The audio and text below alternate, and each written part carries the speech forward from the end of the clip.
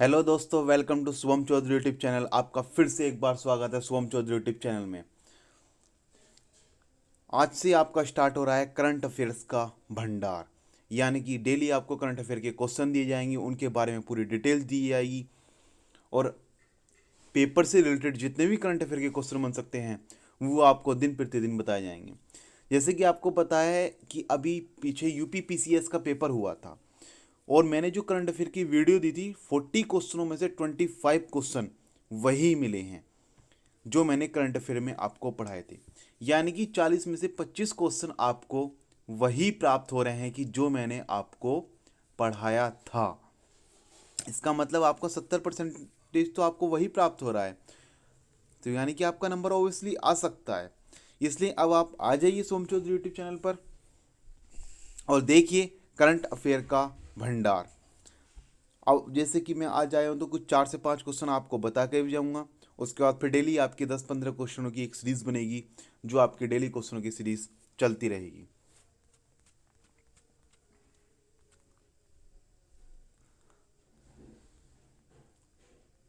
तो अब हम चलते हैं आज के आपके पहले क्वेश्चन की तरफ। आपका पहला क्वेश्चन है, हाल ही में समाचारों में देखा गया सामूहिक सुरक्षा संधि संगठन सी एस टी ओ मतलब सामूहिक सुरक्षा संधि संगठन के नेतृत्व में एक गठबंधन है। तो ये किससे हुआ था? ये जो गठबंधन हमारा हुआ है समाचारों में भी देखा गया था। तो सी एस टी ओ, आपको मेन क्वेश्चन क्या देखना है कि सी एस टी ओ का जो गठबंधन है किसके नेतृत्व में हुआ है? तो ये दोस्त हमारे रूस के, किसके? रूस के गठबंधन में हुआ है। यह जो है एक अंतर सरकारी सैन्य गठबंधन है। इस गठबंधन पर 15 मई 1992 को हस्ताक्षर किए गए थे। कब हस्ताक्षर किए गए थे? 15 मई 1992 को हस्ताक्षर किए गए थे।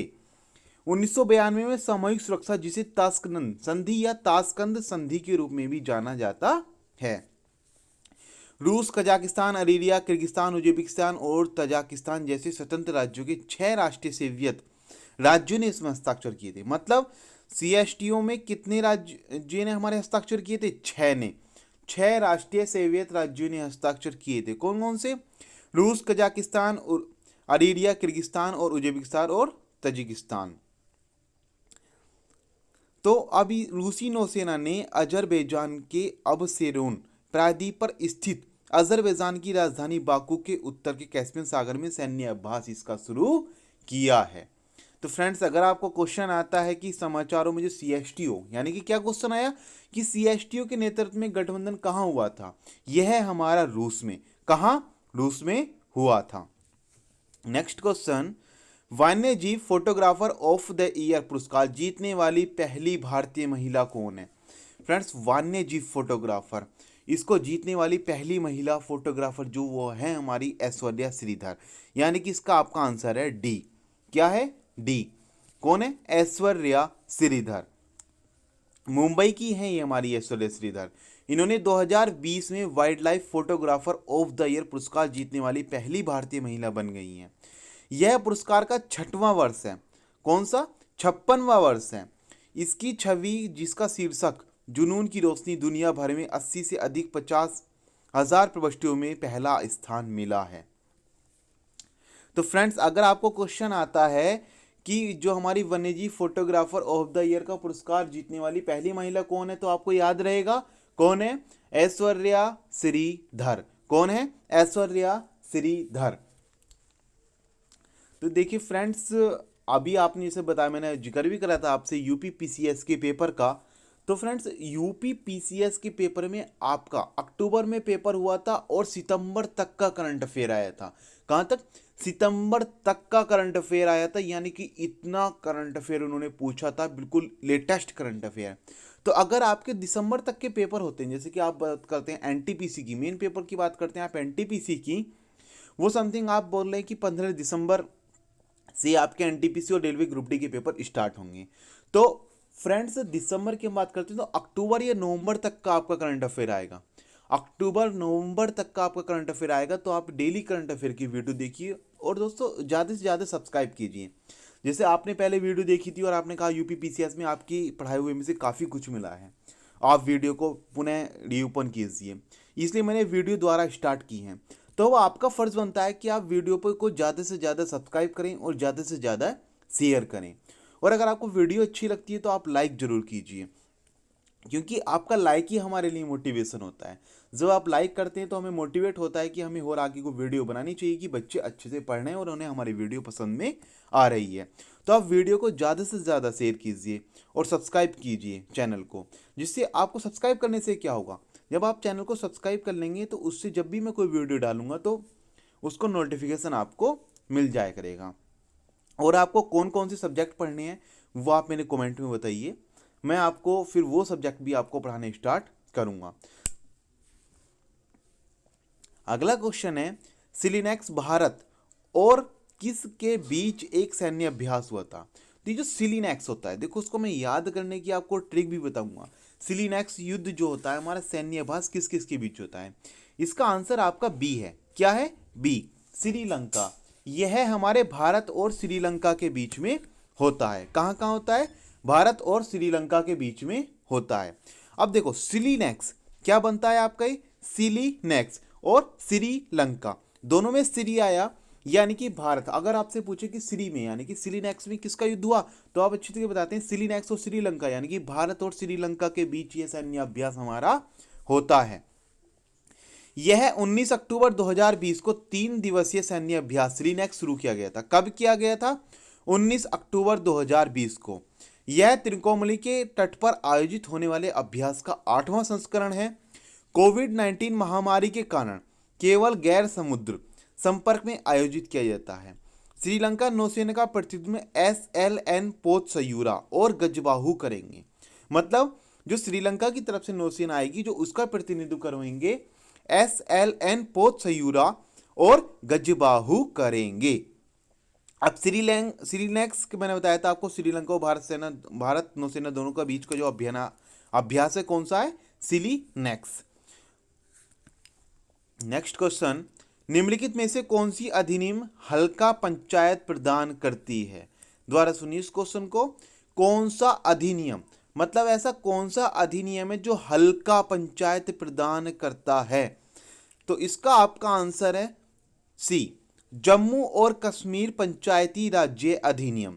यह जम्मू और कश्मीर पंचायती राज्य अधिनियम 1989 यानी कि 1989 ये हमारा हल्का पंचायत प्रदान करता है।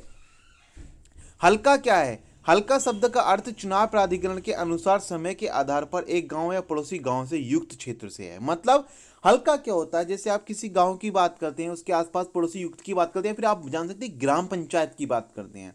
देखो हल्का थोड़ा बहुत पटवारी के पास रहता है। पटवारी के पास क्या रहेगा, जैसे समथिंग कुछ गांव दे दिए तो उन्हें बोलते हैं कि हल्का, ये हमारे हल्के के गाँव हैं। तो जैसे एक गाँव हुआ उसके आसपास आने वाले गाँव यानी कि ग्राम पंचायत वगैरह जो होती हैं, तो इसे हम हल्का बोलते हैं। तो इसमें आबादी पहाड़ियों के इलाके 3000 गांव और साधारण इलाकों के जो 4500 गांव में आगे नहीं जाती। समाचार में क्यों?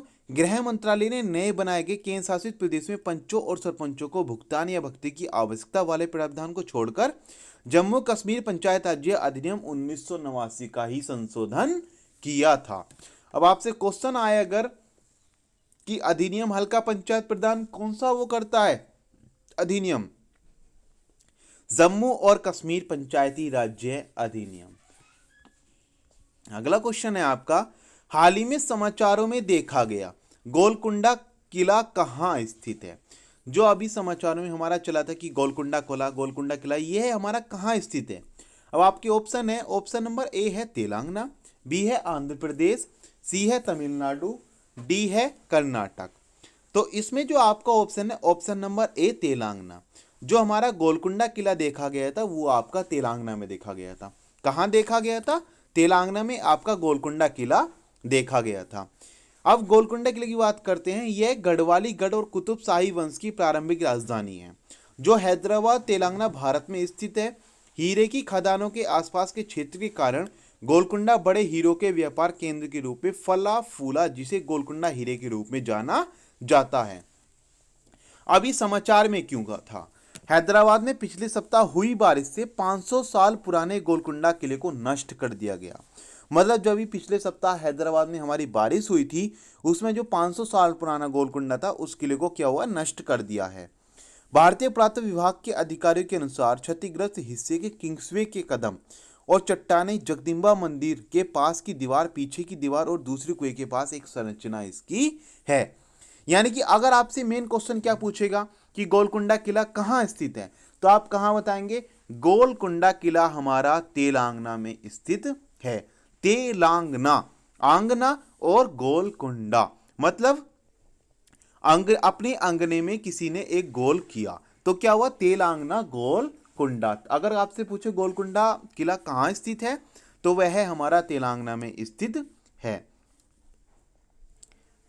अगला क्वेश्चन आपका देखो, यूपी पीसीएस में इस प्रकार के क्वेश्चन भी काफी आते हैं कि आपको 2 से 3 आपको दे देगा और उसमें बताएगा कि इनमें से कौन कौन से क्वेश्चन हमारे सही हैं।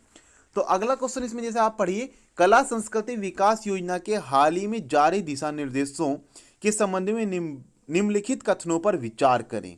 मतलब कला संस्कृति विकास योजना है तो जो उसमें हमारे दिशा निर्देश हुए हैं उसके संबंध में कौन कौन से कथन हमारे सत्य हैं ये आपको बताना है। आपका जैसे पहला है, यह संस्कृति मंत्रालय द्वारा जारी किया गया है।